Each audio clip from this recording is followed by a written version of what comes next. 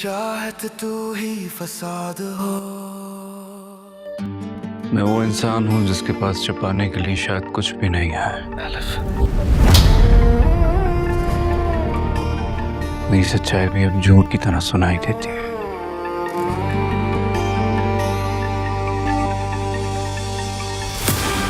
मैंने इस लड़की को बहुत अंडर एस्टिमेट किया। मुझे इसका कुछ करना पड़ेगा। जिसे मैंने देखा वो मुझे कातिल ही नहीं लगा। जिसकी आंखों में इतनी उदासी हो, इतना सन्नाटा हो, वो कातिल कैसे हो सकता है? नहीं मारा अपनी बीवी को। यही तो ऐसे लोगों की अदाकारी होती है रानिया। एक बात का ख्याल रखना, इल्हाम की मौत भी अलफ की मौत की तरह हाथ से अलग है। इल्हाम, तुम देखना, मैं तुम्हें नहीं छोड़ूंगी।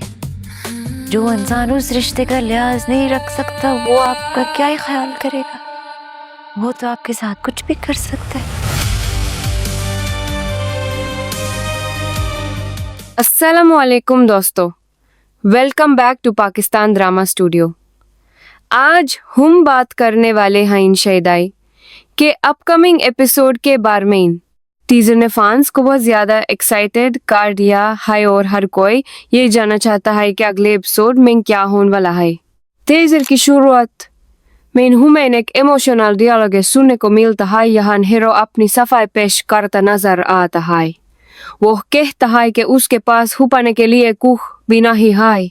इस डायलॉग से लगता है कि वो अपनी बेगुनाही साबित करने की कोशिश कर रहा है और लोगों को यकीन दिलाना चाहता है कि उसने कोई जुर्म नहीं किया। दूसरी तरफ रानिया का किरदार भी काफी इंटरेस्टिंग नजर आ रहा है। जब वो कहती है कि जिस शख्स को उसने देखा वो यूं कातिल नहीं लगा, तो यहाँ से कहानी एक नया मोड़ लेती हुई नजर आती है। शायद रानिया को अब एहसास हो रहा है कि ऐसा कहानी कुछ और है और जिस इंसान को सब कातिल समझ रहे हैं वो हकीकत में बेगुनाह हो सकता है। टीजर में एक और डियलॉग सुनने को मिलता है जहां किसी को ये कहते दिखाया गया है कि उसने इस लड़की को बहुत अंडर एस्टिमेट किया है और अब उसका कुछ करना पड़ेगा। इस बात से लगता है कि रानिया सा के करीब पहुंच रही है और कुछ लोग इस बात से परेशान हैं।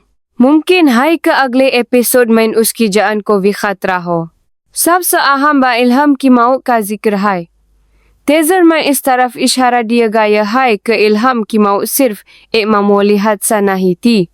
यहाँ से कहानी और सस्पेंस बढ़ जाती है। फैंस को उम्मीद है कि अगले एपिसोड में इल्हाम की मौत से मुताल्लिक़ नए राज खुलेगा और आसा मरियम तक पहुंचने का रास्ता मिलेगा। हीरो बार बार यह कहता नजर आता है कि उसने अपनी बीवी को नहीं मारा।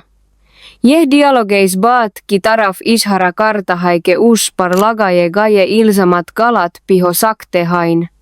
अगर यह सच है तो फिर असल कातिल कौन है? ये सवाल हर फैन के जहन में घूम रहा है।